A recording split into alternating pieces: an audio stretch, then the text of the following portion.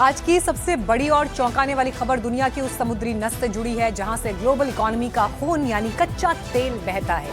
खबर है straight of Hormuz से, जिसे अब ईरान ने दुनिया के लिए एक महंगा चक्रव्यूह बना दिया है। ईरान के नए सुप्रीम लीडर मुस्तफा खामनेई ने एक ऐसा फरमान जारी किया है जिसने वॉशिंगटन से लेकर बीजिंग तक खलबली मचा दी है।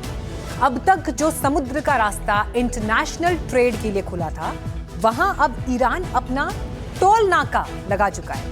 लेकिन ये टोल टैक्स ना तो डॉलर में होगा और ना ही रियाल में। ईरान ने अब क्रिप्टो करेंसी में वसूली का ऐलान किया है। मुस्तफा का बारूद और हॉर्मुज का विध्वंसक रूट ये केवल शब्द नहीं बल्कि वैश्विक अर्थव्यवस्था पर ईरान का सबसे बड़ा हमला है। ईरान ने न सिर्फ जहाजों के रास्ते बदल दिए बल्कि उनकी संख्या तक पर पहरा लगा दिया है। हर दिन सिर्फ 15 जहाज यानी तेल की सप्लाई में भारी कटौती और दुनिया भर में पेट्रोल डीजल की कीमतों में आग लगना तय है। लेकिन क्या दुनिया की सुपर पावर्स चुप बैठेंगी? अमेरिका में राष्ट्रपति ट्रंप ने इस क्रिप्टो टैक्स के खिलाफ नया बम फोड़ दिया है और दुनिया से अपील की है कि ईरान की इस मनमानी को पैसा देना बंद करे। क्या ईरान की ये टोल पॉलिटिक्स तीसरे विश्व युद्ध की नई वजह बनेगी? क्या मुस्तफा का यह दाव ट्रंप की धमकियों पर भारी पड़ेगा? देखिए समंदर के उस रास्ते की पड़ताल जहां डॉलर नहीं डिजिटल बारूद चल रहा है।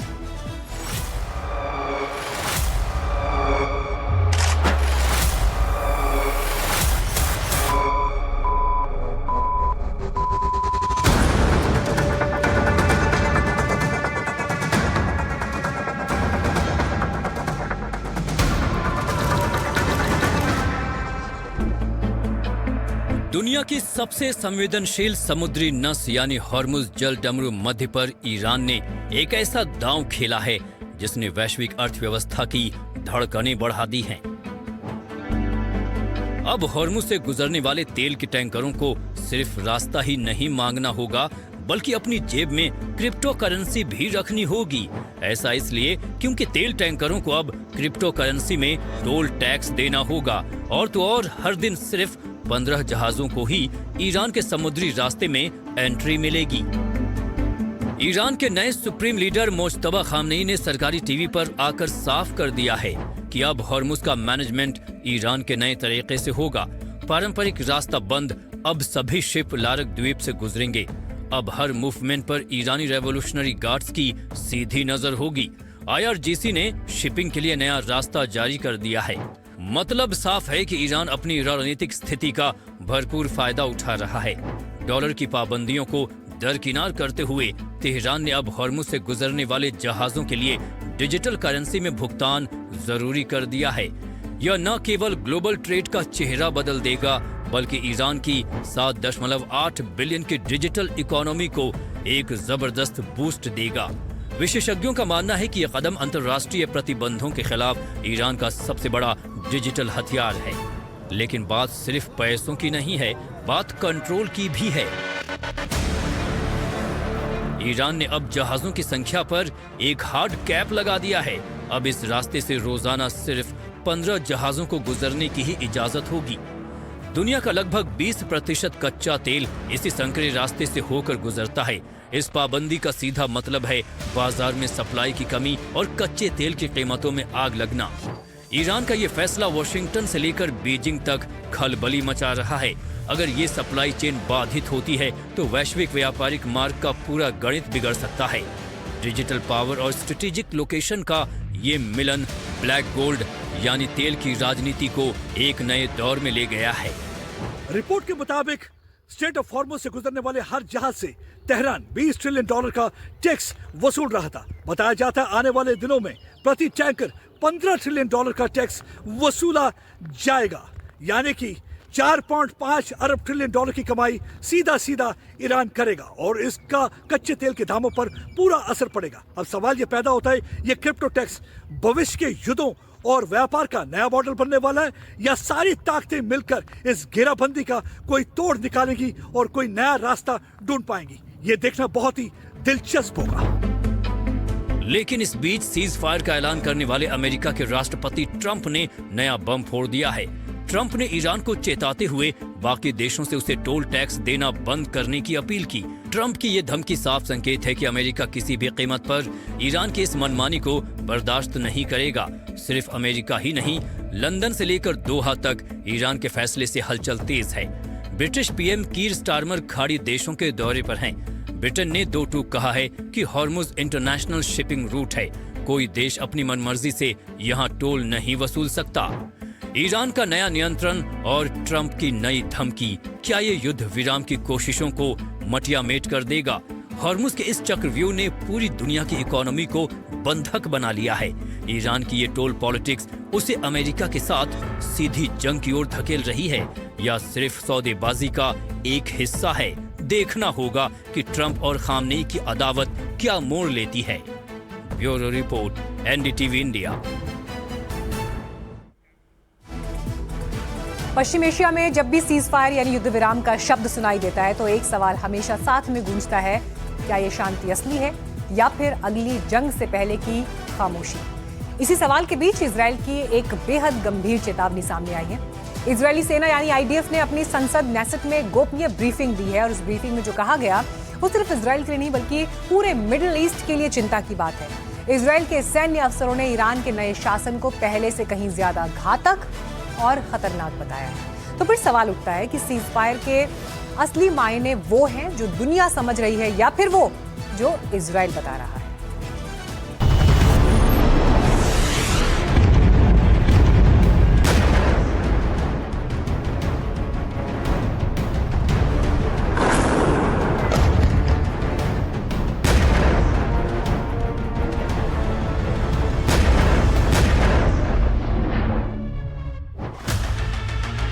इजराइल अलर्ट है, चौकन्ना है और पूरी तरह से तैयार भी है, क्योंकि उसे अंदेशा है कि ईरान पहले से कहीं ज्यादा खतरनाक साबित हो सकता है।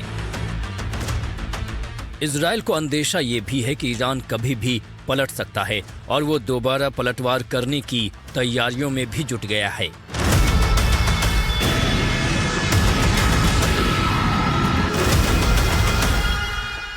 इजराइल से आई एक खुफिया रिपोर्ट ने पूरी दुनिया के डिफेंस एक्सपर्ट को चौकन्ना कर दिया है।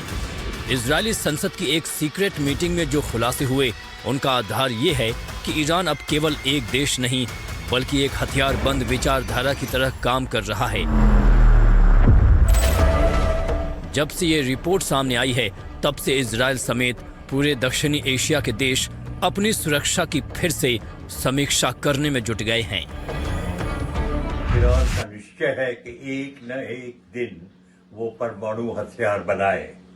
भारत के पास है, पाकिस्तान के पास है, एनपीटी स्टेट्स के पास है, इजराइल के पास है, तो कुछ न कुछ चाह होती है हर एक देश की। ईरान ने मान लिया था कि हम परमाणु हथियार नहीं बनाएंगे। अभी भी कुछ माने हैं, ट्रंप साहब समझते हैं कि वो परमाणु हथियार नहीं बनाएंगे, लेकिन उनके पास 600 किलोग्राम यूरेनियम 60 से 70% रिफाइंड है। 80-90% पे बॉम्ब बन जाता है, 70% से डर्टी बॉम्ब बन जाएंगे। तो जरूर इजराइल में ये डर है कि एक न एक दिन कुछ न कुछ अभी भी या आगे जाके ईरान अटैक कर सकता है। सबसे पहले ये समझना जरूरी है कि इजराइल ऐसा क्यों कह रहा है। दरअसल आईडीएफ के मुताबिक ईरान में अब सत्ता सिर्फ नाम की सरकार के पास नहीं है, असल कंट्रोल अब पूरी तरह से आईआरजीसी के हाथों में है। सरल शब्दों में समझें तो पहले ईरान में राजनीति, कूटनीति और सेना के बीच एक संतुलन था, अब ये संतुलन खत्म हो चुका है। सेना और कट्टरपंथी सोच ही फैसले ले रही है, यानी अब ईरान में बातचीत से ज्यादा ताकत की भाषा समझी जा रही है। आईडीएफ की ब्रीफिंग में ये तुलना साफ दिखती है कि पुराना नेतृत्व किसी हद तक बातचीत के लिए तैयार था। पुराना नेतृत्व अंतर्राष्ट्रीय दबाव को समझने वाला था और सैन्य फैसलों में भी सावधानी बरतता था, लेकिन इसके उलट नया नेतृत्व ज्यादा कट्टर, ज्यादा आक्रामक और बातचीत को कमजोरी मानने वाला। इजराइल का मानना है कि यही बदलाव इजराइल समेत पूरे पश्चिम एशिया के लिए सबसे बड़ा खतरा साबित हो सकता है। आईडीएफ ने ये चेतावनी भी साफ तौर पर जाहिर की कि ईरान पहले ही अपनी सैन्य ताकत दोबारा खड़ी करने में जुट गया है, जिसका मतलब है कि ईरान में मिसाइल फैक्ट्रियां फिर से चालू की जा रही हैं, नए लॉन्च सिस्टम बनाए जा रहे हैं, वैकल्पिक रास्तों से हथियार जुटाए जा रहे हैं।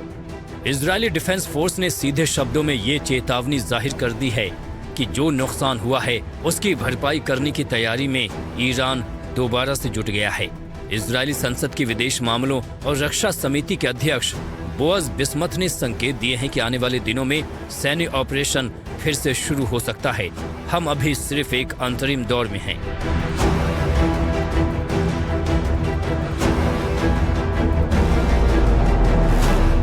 इजरायल ने सीज फायर नहीं मानी है और लेबनान पे मारे जा रहे हैं, और पाकिस्तान ने बयान दिया था कि भाई ये सीज फायर इजरायल को भी करनी थी। तो इसका मायना ऐसा लग रहा है कि इजरायल कोशिश कर रहा है कि 30 किलोमीटर उत्तर लेबनान की जगह ले ले। ऐसे में सवालों के घेरे में IRGC है, और IRGC को लेकर जो डर है उसकी बड़ी वजह है। वजह नंबर 1, IRGC अब सिर्फ एक सेना नहीं रह गई है। वजह नंबर 2, IRGC ही अब ईरान की नीतियों को तैयार कर रही है। वजह नंबर 3, IRGC ही ईरान की विदेश नीति को तय कर रही है। वजह नंबर 4, IRGC तय करती है कि अब और कहां ताकत दिखानी है। यानी जब किसी भी मुल्क में सेना के हाथ में शासन की कमान आ जाए तो समझौतों की गुंजाइश अपने आप कम हो जाती है। इसी वजह से इजराइल मानता है कि नई ईरानी सत्ता ज्यादा अनिश्चित और ज्यादा आक्रामक है। तो ऐसे में सवाल उठता है कि मिडिल ईस्ट पर इसका असर क्या होगा। इस पूरे घटनाक्रम के सीधे असर दिख सकते हैं।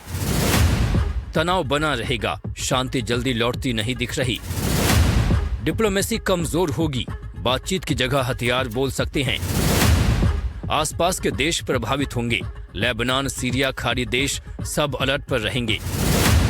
अमेरिका और पश्चिमी देश दबाव में, उन्हें तय करना होगा कि वो किस हद तक दखल देंगे। ऐसे हालात में सबसे बड़ा सवाल यही है कि क्या इजरायली सेना के अफसरों की ये चेतावनी एक रणनीति है या वाकई दोबारा जंग शुरू होने के संकेत हैं। और इजरायल ने ये भी साफ कर दिया है कि वो अब हालात को हल्के में नहीं ले रहा है। तो वहीं ईरान का नया नेतृत्व भी पीछे हटने के मूड में नजर नहीं आ रहा है। इन तमाम उलटफेर के चलते पश्चिम एशिया इस वक्त शांति और संघर्ष के बीच की सबसे बारीक लाइन पर चल रहा है। और इतिहास ये भी बताता है कि पश्चिम एशिया में खामोशी अक्सर सबसे ज्यादा खतरनाक होती है। Bureau report, NDTV India.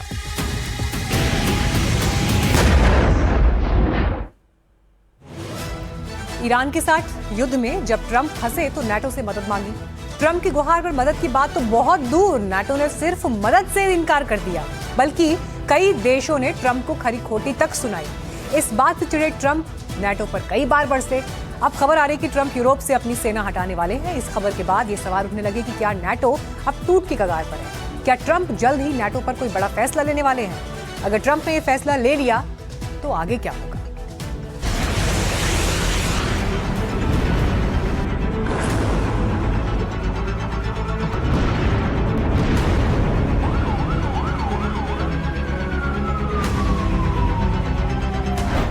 क्या यूरोप से अपनी सेना हटाने वाले हैं ट्रंप?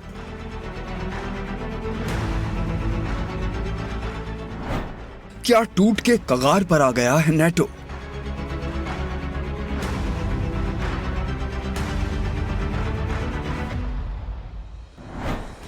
क्या नाटो से बाहर निकल जाएगा अमेरिका? इन सवालों के पीछे अमेरिकी मीडिया की वो रिपोर्ट है जिसमें कहा जा रहा है कि राष्ट्रपति डोनाल्ड ट्रंप यूरोप से अपनी सेना हटाने की सोच रहे हैं। साथ ही ईरान युद्ध की वजह से बीते 40 दिनों में नाटो को लेकर जो तकरार बढ़ी है, उसकी वजह से भी ये सवाल उठ रहे हैं।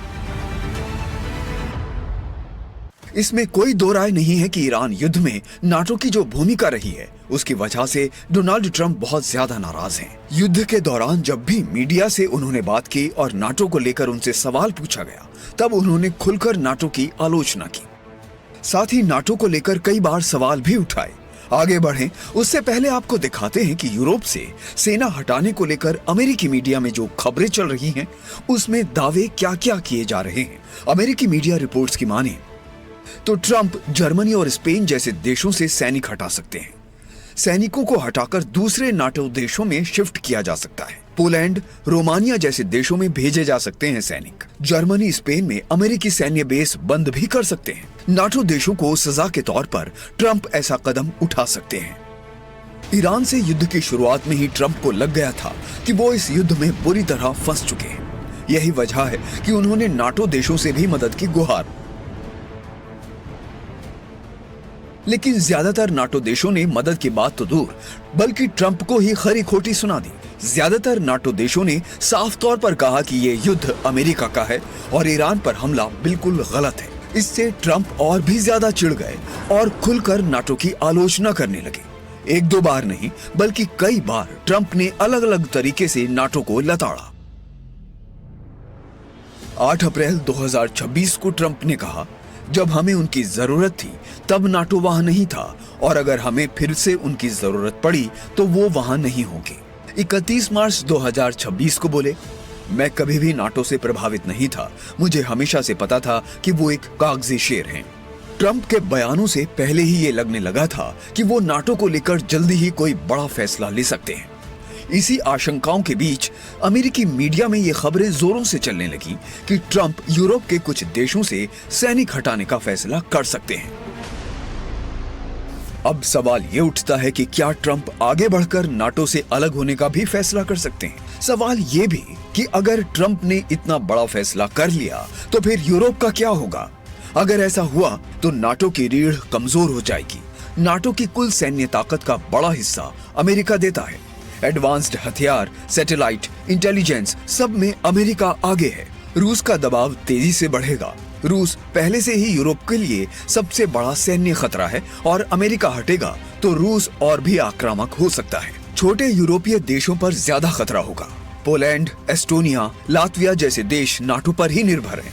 इनके पास खुद की मजबूत सैन्य क्षमता सीमित है। परमाणु सुरक्षा कमजोर होगी। नाटो का न्यूक्लियर डिटरेंस मुख्यतः अमेरिका पर ही टिका है।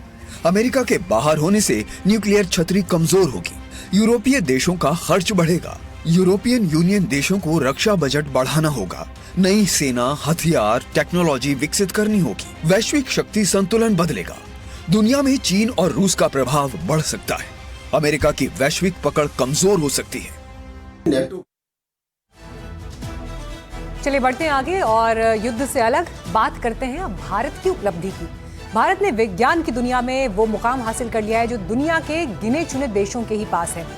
तमिलनाडु के कलपक्कम में भारत के स्वदेशी prototype fast breeder reactor PFBR ने पहली बार क्रिटिकलिटी हासिल कर ली है। सरल शब्दों में कहें तो भारत के परमाणु ऊर्जा कार्यक्रम का दूसरा चरण पूरी तरह सक्रिय हो गया है। इसे भारत का अक्षय ऊर्जा पात्र कहा जा रहा है, क्योंकि उसके बारे में आपको बताएंगे आखिर ऐसा क्यों कहा जा रहा है, ये किस तरह की टेक्नोलॉजी है और क्यों ये चीन और अमेरिका जैसे देशों के बीच भारत को ये उपलब्धि महाशक्ति बनाने की तरफ एक बड़ा कदम है। देखिए रिपोर्ट।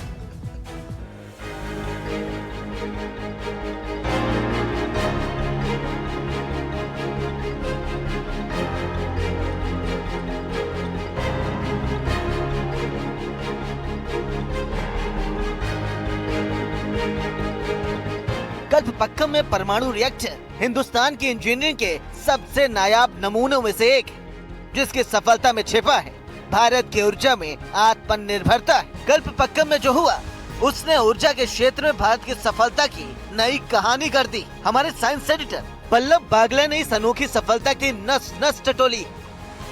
ये जो सस्टेन न्यूक्लियर चेन रिएक्शन हुआ, ये भारत के लिए कितना बड़ा कदम है। क्या ये रिएक्टर सेफ है और क्या भारत को एनर्जी इंडिपेंडेंस मिलेगा?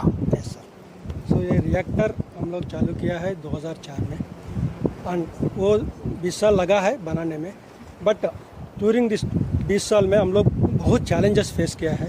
चैलेंजेस फेस करने के बाद हम लोग बहुत खुशी है, फाइनली हम लोग रिएक्टर को क्रिटिकल बनाया 2026 में। हम लोग बहुत खुशी है। हम लोग ऐसा सोच रहे हैं कि हम लोग इतिहास नहीं बनाया, हम लोग भारत के लिए फ्यूचर दिया है, फ्यूचर एनर्जी सिक्योरिटी दिया है, क्लीन एनर्जी दिया है। ये हिंदुस्तान के लिए भविष्य का बड़ा खाका। असल में कल्पक्कम का परमाणु रिएक्टर साधारण परमाणु रिएक्टर नहीं है, उससे बहुत अलग। साधारण रिएक्टर में ईंधन जलता है, उससे ऊर्जा बनती है और उस ऊर्जा के हासिल होने के बाद फ्यूल खत्म हो जाता है। लेकिन कल्पक्कम का रिएक्टर फास्ट ब्रीड रिएक्टर है। ब्रीड यानी पैदा करने वाला, यानी ईंधन से ऊर्जा पैदा करता है और फिर वो रिएक्टर के उस ऊर्जा से नया ईंधन बनाता है। ये प्रक्रिया लगातार जारी रहती है। ये है भारत के प्रोटोटाइप फास्ट ब्रीडर रिएक्टर का कंट्रोल रूम, और जो इंजीनियर बैठे हैं वो इस वक्त न्यूक्लियर रिएक्टर को कंट्रोल करने में लगे हैं। न्यूक्लियर फिजन रिएक्शन इस रिएक्टर में हो गया है। 20 साल लगे लेकिन हुआ है। ये रिएक्टर बनाया भारत में भाविनी ने, और भाविनी का मोटो है राष्ट्र की सेवा में परमाणु। यानी ये मशीन सिर्फ ईंधन की खपत नहीं करती, बल्कि भविष्य के लिए ईंधन तैयार भी करती।